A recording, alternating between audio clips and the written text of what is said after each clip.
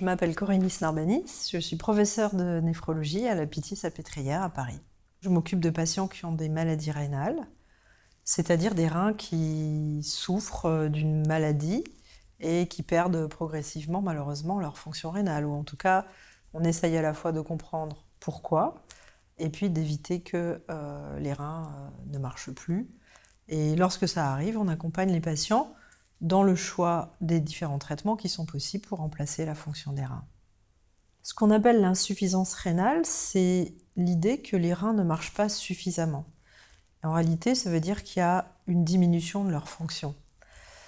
Le fait est que les reins ont beaucoup de fonctions différentes. La principale fonction, c'est d'éliminer chaque jour un certain nombre de déchets métaboliques. En fait, tout ce qui est à éliminer de notre corps après que les cellules aient utilisé le sodium, le potassium, le glucose, les protéines, tout ce qui ne va plus être utilisé par notre métabolisme, ainsi que l'eau. Mais en dehors de cette fonction première, qui est une fonction d'élimination, il y a plein d'autres rôles que jouent nos reins dans l'organisme, notamment un rôle très important qui est celui de participer à la fabrication des globules rouges, à la maturation des globules rouges, par la sécrétion de l'érythropoïétine.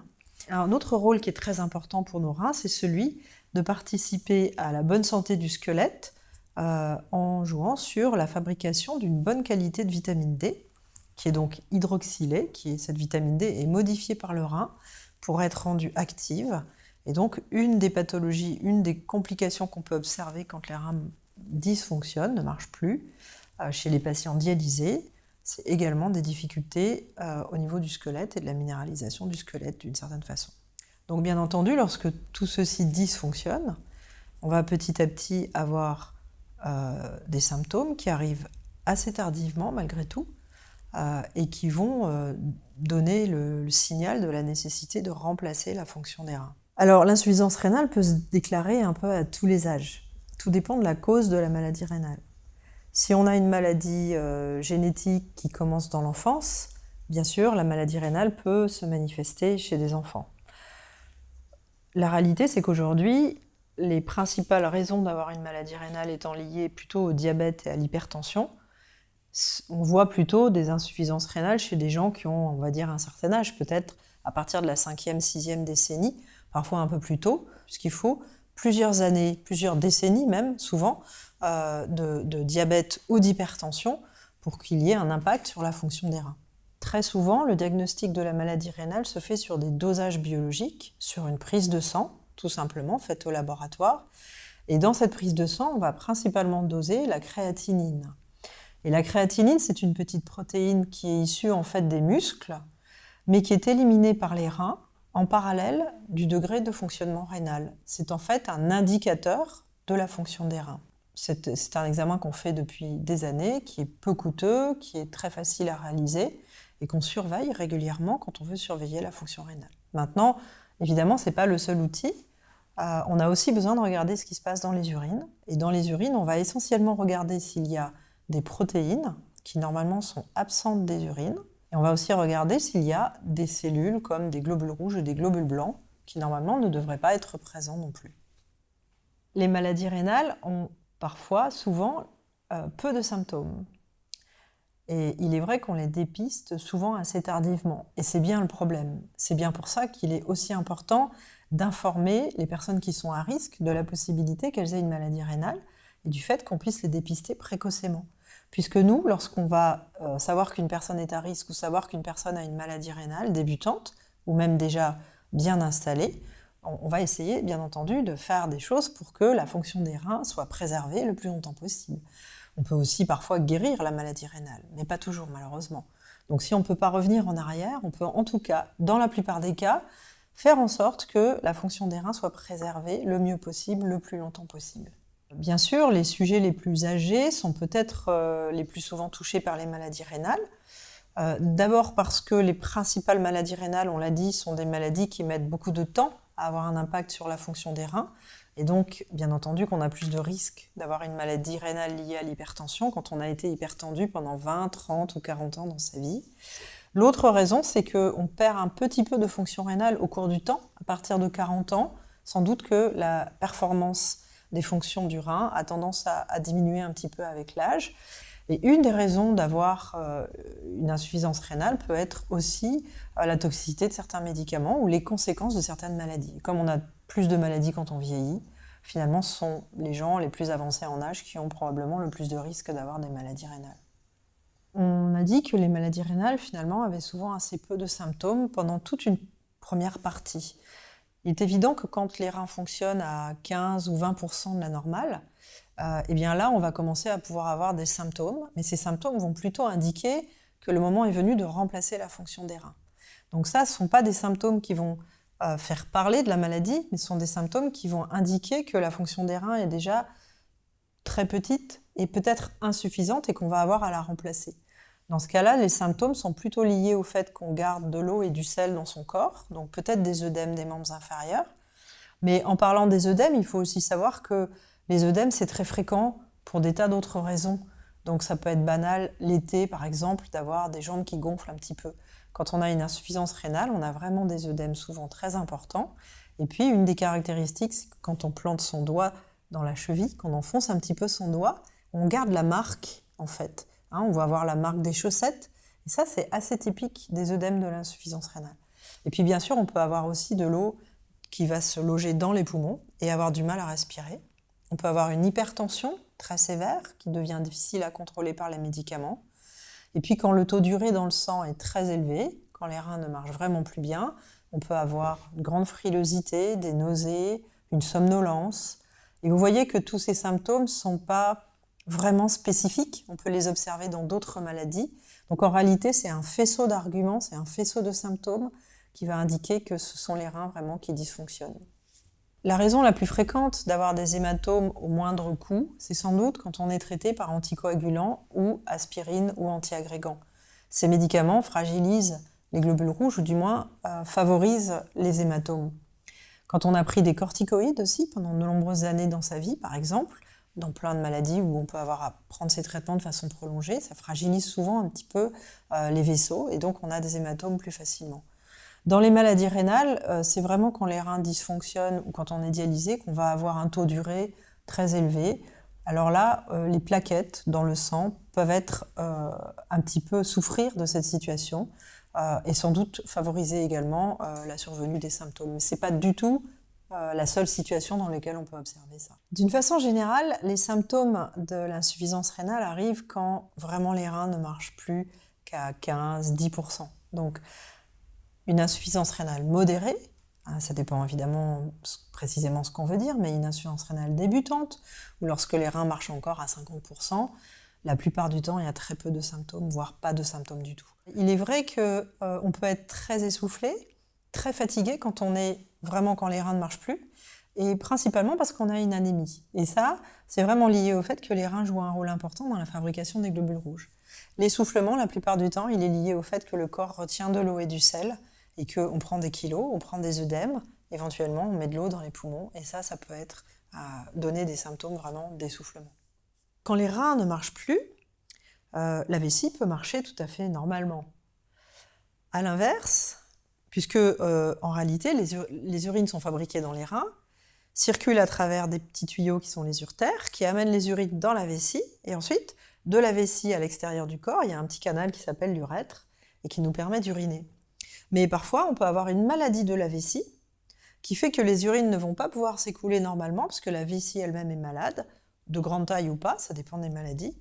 Et à ce moment-là, ça peut être la cause de la souffrance des reins, la cause de l'insuffisance rénale. Et donc, c'est pas du tout obligatoire que la vessie soit augmentée de taille quand on a une insuffisance rénale, mais à l'inverse, si on a une maladie de la vessie, ça peut avoir un impact sur les reins. L'inconvénient d'avoir une créatinine au-dessus de la normale, c'est surtout parce que ça indique que les reins ne fonctionnent pas bien. La créatinine en elle-même est un marqueur, mais on ne s'intoxique pas avec la créatinine. C'est une protéine qui n'est pas dangereuse. On la dose dans le sang et elle augmente quand les reins dysfonctionnent, mais c'est pas ça en soi qui est embêtant. Ce qui est embêtant, c'est que de la même façon que les reins ne vont plus pouvoir éliminer la créatinine, les reins vont aussi avoir des difficultés à éliminer de l'urée, du potassium et des tas d'autres toxines qui, elles vont avoir un impact sur la santé. La créatinine urinaire, en revanche, c'est un outil qui ne donne pas forcément un reflet de la fonction des reins. Ça donne surtout le reflet de la masse musculaire des gens. Donc en fait, on n'estime pas la fonction des reins sur le dosage de la créatinine dans les urines. Sauf, mais là c'est peut-être un petit peu plus compliqué, si on garde les urines de 24 heures, à ce moment-là on peut doser la créatinine dans le sang et dans les urines et calculer ce qu'on appelle la formule de Cockcroft, qui est une formule qu'on a utilisée pendant des années pour estimer comment marchent les reins, pour estimer la fonction des reins, pour estimer ce qu'on appelle la filtration glomérulaire. Mais aujourd'hui on a tendance à plutôt utiliser d'autres formules plus performantes pour estimer la fonction des reins à partir de la créatinine. Ce sont des formules qui ne nécessitent pas de doser la créatinine dans les urines et qui s'appellent la formule de MDRD, c'est un acronyme, ou la formule de CKD, qui sont celles qui sont recommandées par les sociétés savantes aujourd'hui et dans les recommandations professionnelles pour estimer la fonction des reins. Alors, quel est le lien entre les infections urinaires et l'insuffisance rénale ? Alors, il faut dire plusieurs choses. D'abord, les infections urinaires, c'est très banal. En particulier, beaucoup de femmes ont eu dans leur vie une ou plusieurs cystites. Une cystite, c'est une infection urinaire sans fièvre, qui donne souvent des brûlures.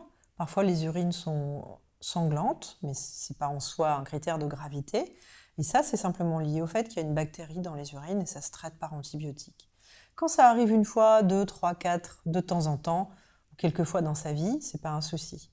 Certaines personnes ont des infections urinaires de façon répétée, et des infections urinaires qui remontent jusque dans les reins, finalement, avec de la fièvre. Ça, c'est tout à fait autre chose. Et ça, si ça se produit de façon répétée, à force d'avoir une infection dans les reins, on peut en effet altérer la fonction rénale. Est-ce qu'on peut guérir l'insuffisance rénale ? Ça, c'est le rêve de tous les néphrologues. On peut guérir l'insuffisance rénale quand il s'agit d'un événement aigu. Par exemple, si vous avez une infection très sévère à l'hôpital, vous pouvez avoir une tension très basse, vous avez des antibiotiques, vous allez avoir des traitements. Parfois, les reins vont souffrir. Ils vont souffrir de cet événement, de cette infection, et la fonction rénale va se dégrader brutalement. La plupart du temps, il s'agit d'une partie du rein qui est atteinte, qui est capable de se régénérer en quelque sorte. Les cellules tubulaires du rein, certaines cellules sont capables de souffrir, mais ensuite de se refabriquer. Et donc, on va perdre sa fonction rénale avec une créatinine qui va augmenter dans le sang, sur les prises de sang, mais on va voir qu'au bout de quelques jours ou quelques semaines, la fonction rénale va se réparer, et à ce moment-là, on va revenir à une fonction rénale qui peut même redevenir strictement normale.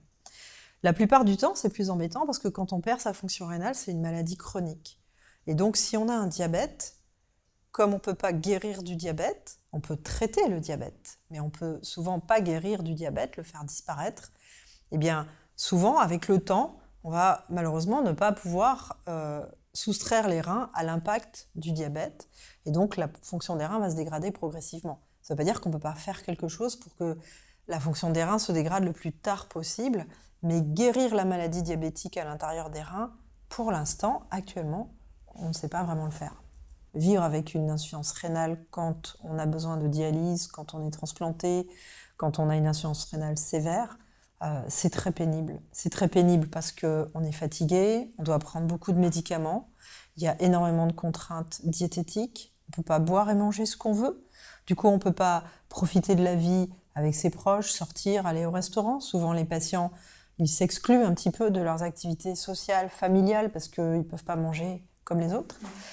On peut parfois pas toujours maintenir son activité professionnelle. Et donc, en fait, c'est une pathologie qui nécessite aussi du temps pour le traitement. Quand on est traité par dialyse, on doit 3 fois par semaine avoir des séances de plusieurs heures dans un centre de dialyse, même chez soi.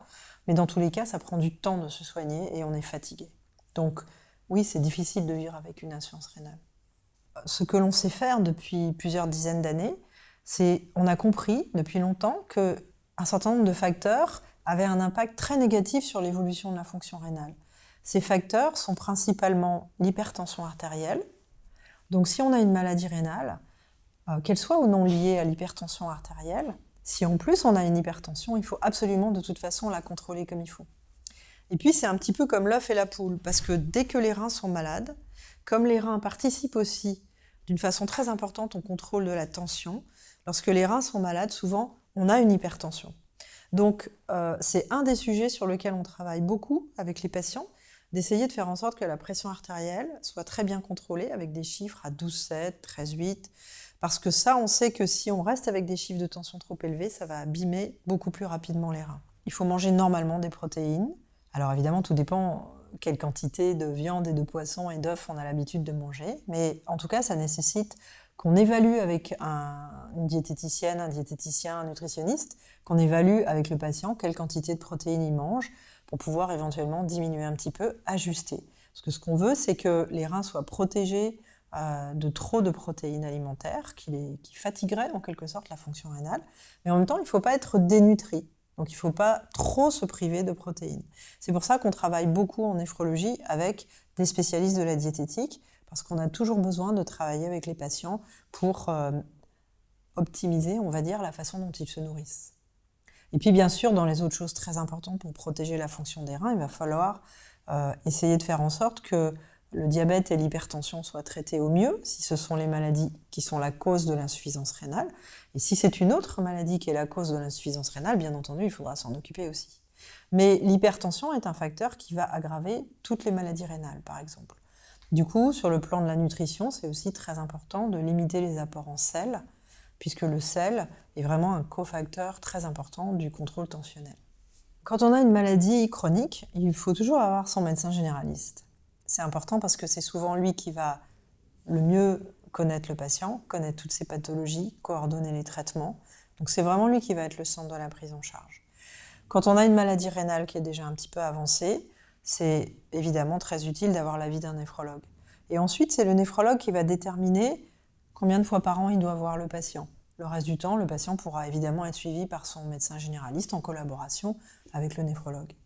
On ne peut pas toujours prévenir l'insuffisance rénale qui peut être liée à des maladies qu'on ne maîtrise pas. Mais en tout cas, si on n'a pas de maladie particulière, ce qui peut être intéressant pour protéger la fonction de ses reins et bien vieillir avec des reins qui fonctionnent bien, c'est éviter d'avoir de l'hypertension en mangeant moins de sel, éviter de prendre du poids, essayer d'avoir une activité physique, éviter le tabac, et puis avoir une alimentation équilibrée. Ce qu'on peut aussi dire, c'est qu'il y a certains médicaments qui sont assez faciles à consommer parce qu'on en a dans toutes les pharmacies à la maison, souvent. En particulier, par exemple, ce qu'on appelle les anti-inflammatoires non stéroïdiens. Ce sont des produits qui sont donnés pour l'inflammation, pour la douleur, et qui peuvent être toxiques pour les reins si on en prend régulièrement. Donc il faut faire attention quand même à certains médicaments qu'on peut consommer sans savoir qu'ils peuvent avoir des risques pour la fonction rénale. En fait, dysurie, ça veut dire qu'on a des difficultés à uriner, qu'il faut pousser pour uriner. Ça concerne les deux sexes, mais plutôt les hommes. Souvent, par exemple, c'est un symptôme qu'on a assez souvent quand la prostate devient un peu plus grosse et qu'on a un adénome de prostate avec l'âge, par exemple. Ça fait partie de ce qu'on appelle les signes fonctionnels urinaires. Et ça, c'est plutôt le retentissement du fonctionnement de la vessie, de l'urètre, de la prostate chez l'homme. Donc, ce sont des symptômes, en réalité. Tout ce qui va faire obstacle, d'une manière générale, à l'évacuation des urines par la vessie et par l'urètre peut avoir un impact sur la fonction des reins. Alors, est-ce que l'insuffisance rénale est héréditaire ? Elle est rarement héréditaire, parce que pour qu'elle soit héréditaire, il faut qu'il s'agisse d'une maladie génétique. Mais néanmoins, il y a des maladies génétiques qui touchent évidemment des familles, des enfants. La plus fréquente des maladies génétiques en France à l'heure actuelle, c'est la polykystose. C'est une maladie dans laquelle les reins vont grossir en développant des kystes. Les kystes en eux-mêmes ne sont pas du tout des cancers, simplement c'est des anomalies de construction, de développement des reins. Donc les reins vont devenir gros, pleins de kystes, et petit à petit, malheureusement, ils vont perdre de leur fonctionnalité. Donc on peut, avec le temps, avoir à la fois des reins qui vont devenir volumineux et qui peuvent être gênants, et puis on va aussi avoir une perte de la fonction des reins, une hypertension qui peut conduire à la nécessité de remplacer la fonction rénale par la dialyse ou par la greffe. On va dire qu'il n'y a pas de chiffre précis, puisque bien entendu, le nombre de fois dans la journée où on va aller uriner va dépendre de ce qu'on a bu. Si on ne boit pas, on va uriner moins que si on boit beaucoup. Si on a une petite vessie, on va uriner plus souvent que si on a une vessie un peu plus grande. En tout cas, on peut dire plusieurs choses. Habituellement, on va uriner 3, 4, 5 fois dans la journée, et puis pas du tout la nuit, 1 à 2 fois la nuit, ça dépend de l'âge des personnes. Ce qui est très important sans doute de dire, c'est qu'il ne faut pas s'empêcher d'aller uriner, puisque les urines ne sont pas stériles Il peut y avoir des bactéries dans les urines. Et ce qui fait qu'on n'a pas d'infection des urines, c'est qu'on vide régulièrement sa vessie. Donc voilà, ce qui est très important, c'est certainement ça, c'est de ne pas se retenir d'aller uriner, d'essayer, et parfois c'est compliqué, par exemple pour des raisons professionnelles, d'essayer quand même de pouvoir aller uriner quand on en a besoin. En fait, c'est un sujet très culturel, puisque vous savez que dans chaque pays, on a des habitudes différentes, et on a du coup des toilettes qui fonctionnent différemment. En France, on a tendance à proposer de s'asseoir sur la cuvette des toilettes, ce qui n'est pas forcément la meilleure option pour vider sa vessie. Les toilettes qu'on dit à la turque, où on va être accroupi, peut-être favorisent la vidange vésicale. Mais on peut très bien vider sa vessie correctement en étant assis sur la cuvette des toilettes.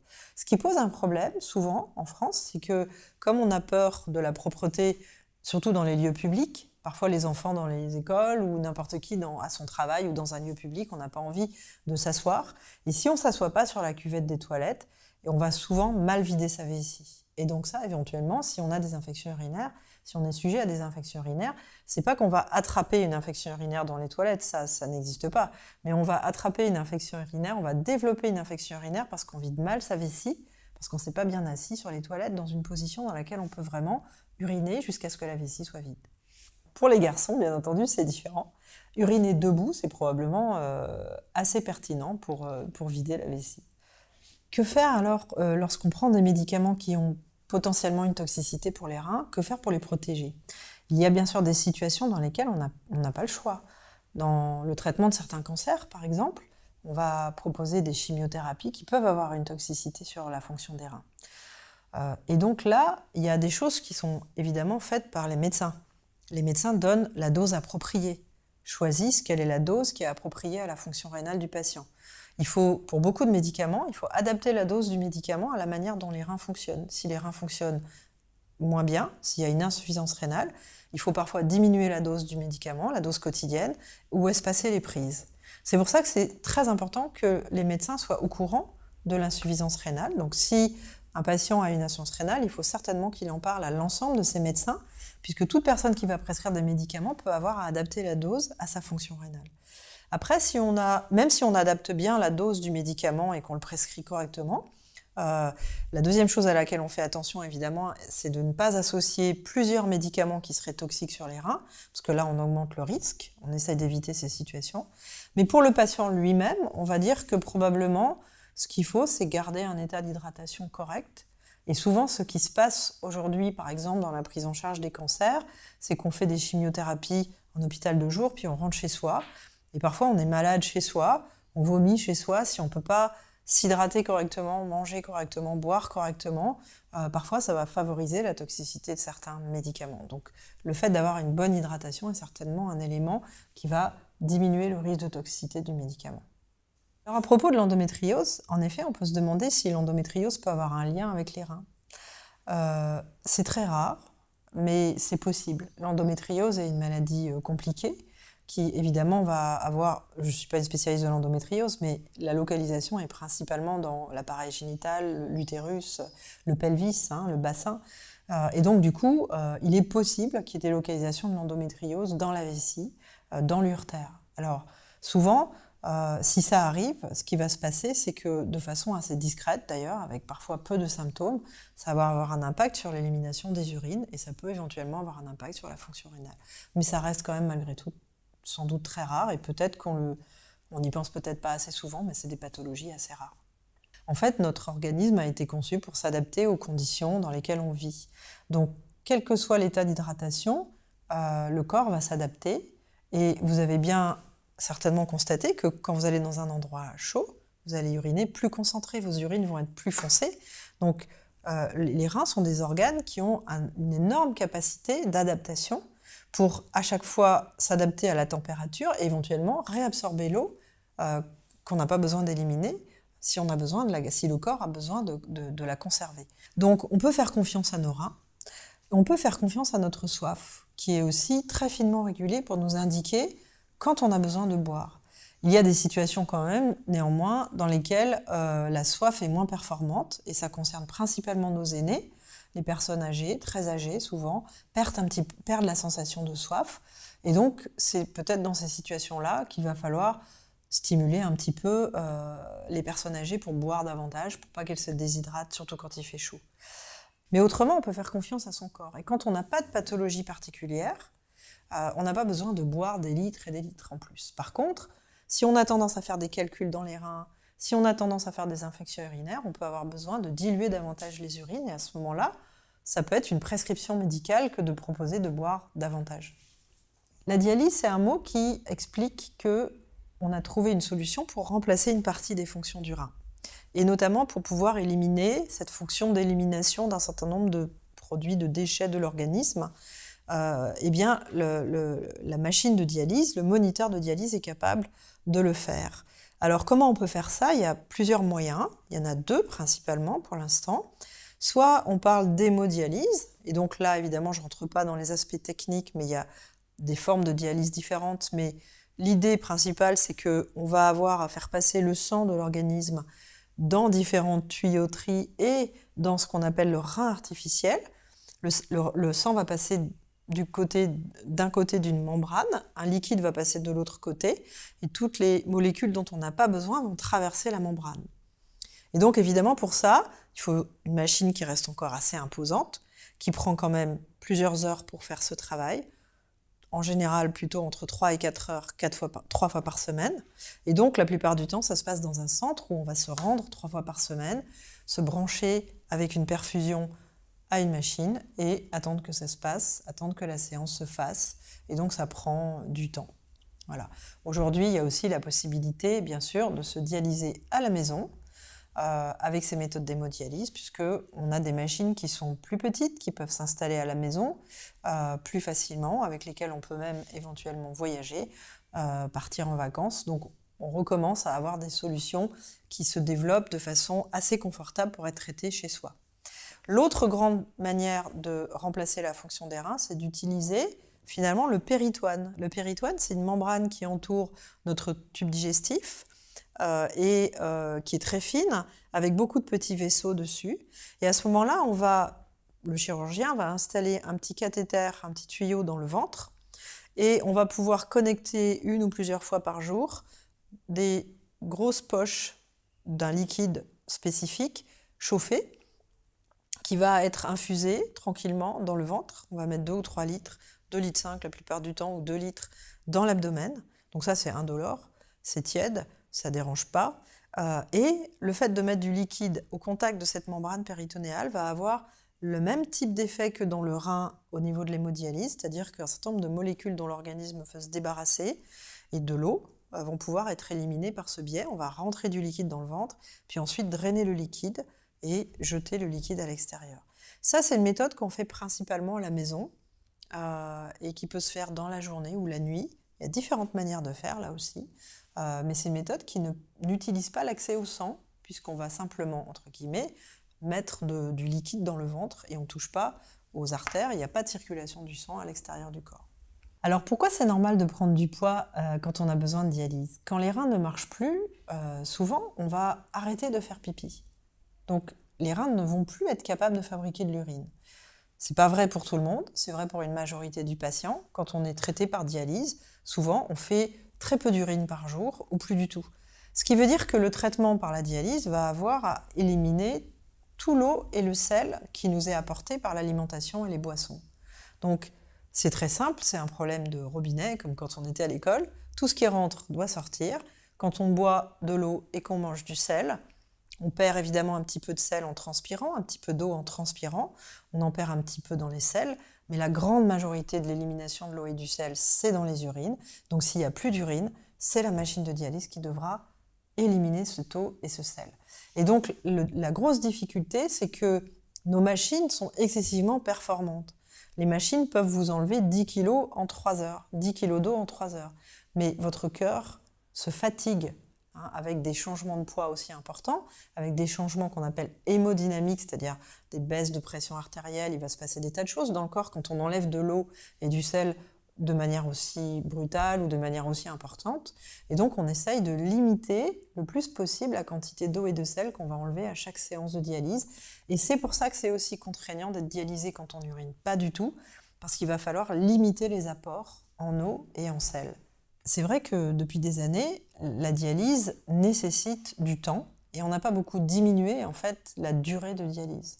Peut-être ce qui est intéressant aujourd'hui, c'est que on a de nouvelles approches et de nouvelles techniques de dialyse, notamment avec la dialyse quotidienne.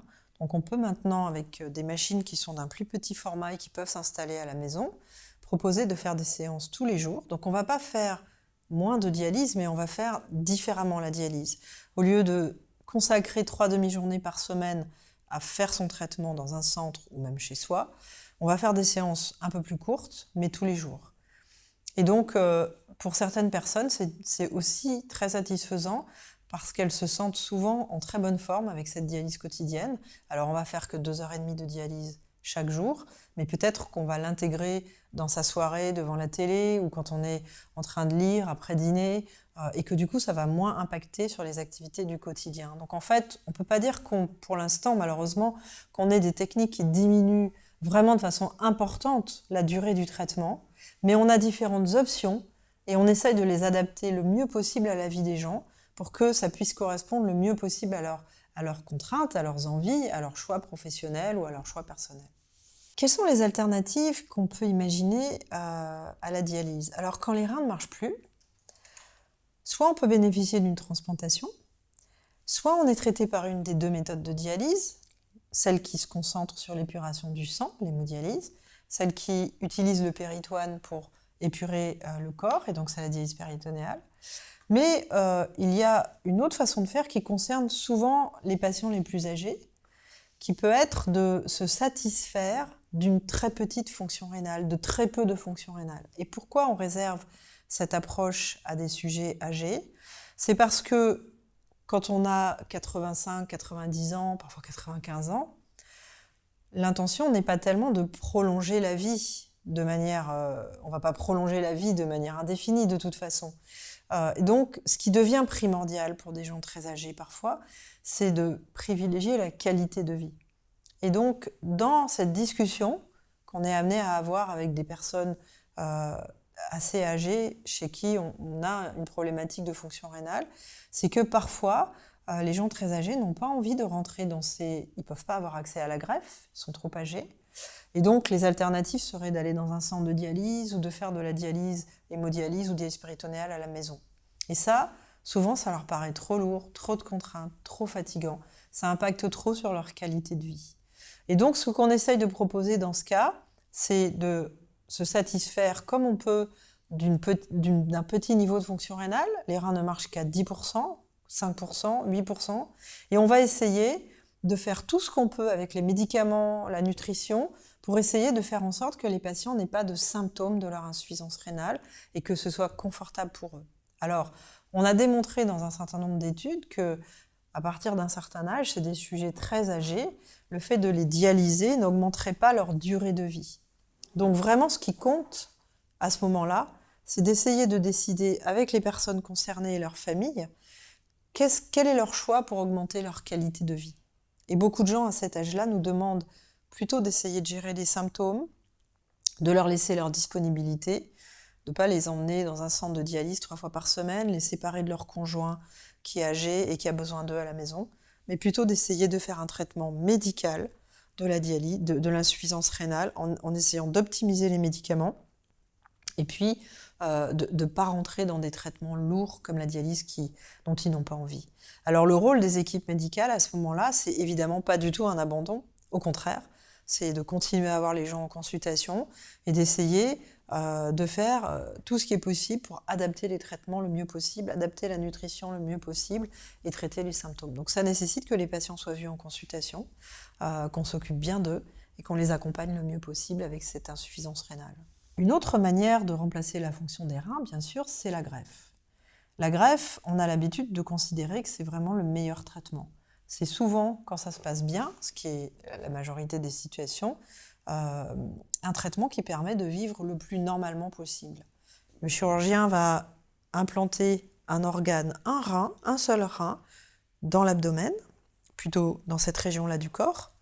La plupart du temps, on n'enlève pas les reins malades, qui ont tendance à devenir, dans la majorité des situations, tout petits, donc ils ne vont pas être gênants. Dans certaines maladies où ça peut être différent, notamment dans la polykystose rénale, où on a dit que les reins pouvaient devenir très gros, mais dans l'immense majorité des cas, on n'a pas besoin d'enlever les reins. On en rajoute un troisième, qui est celui du donneur. Ce donneur, il peut être issu d'une liste de donneurs cadavériques, des gens qui sont en état de mort cérébrale, ou bien ça peut être un donneur apparenté ou non apparenté, quelqu'un de vivant, qui est un proche ou quelqu'un de la famille, à qui on va prélever l'un de ces deux reins pour le donner à celui qui en a besoin. Et une fois qu'on a reçu cet organe, que la chirurgie est faite, pour ne pas rejeter cet organe, comme dans toutes les greffes, on va avoir besoin d'un traitement immunosuppresseur. Ce traitement immunosuppresseur, il comporte souvent un ou plusieurs médicaments, la plupart du temps plusieurs médicaments, qui doivent être pris régulièrement pendant toute la durée de la greffe. On ne peut jamais les arrêter, sinon on risque de faire un rejet. Et ces médicaments peuvent avoir un certain nombre d'effets secondaires, raison pour laquelle il faut être suivi par l'équipe de façon assez précise. Au début de la greffe, souvent, on est assez souvent en consultation pour vérifier que tout va bien.